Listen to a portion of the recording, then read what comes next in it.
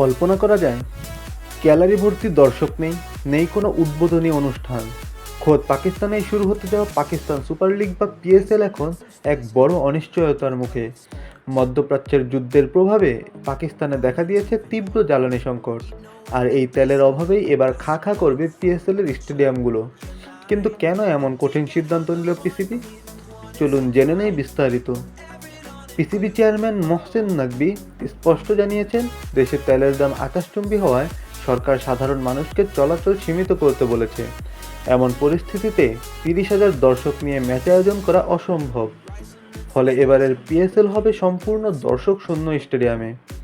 শুধু তাই নয়, লাহোরে নির্ধারিত উদ্বোধনী অনুষ্ঠানও বাতিল করা হয়েছে। 6টি শহরে খেলা হওয়ার কথা থাকলেও এখন খেলা হবে শুধু লাহোর ও করাচিতে।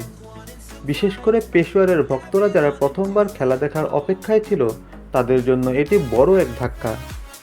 এই সংকটের কারণে ইতিমধ্যেই জেক ফ্লেজার, ম্যাকগার্ক এবং স্পেন্সার জনসনের মতো বড় বড় বিদেশি তারকা টুর্নামেন্ট থেকে নাম সরিয়ে নিয়েছেন। এখন বড় প্রশ্ন হলো, 5জন বাংলাদেশি তারকা যারা এবার পিএসএল খেলতে যাওয়ার কথা ছিল, তাদের নিরাপত্তা ও লজিস্টিক সাপোর্ট কি নিশ্চিত করতে পারবে পাকিস্তান?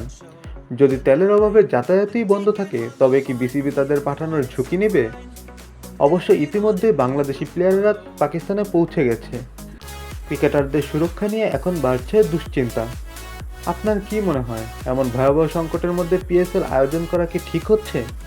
আপনার মতামত কমেন্টে জানান।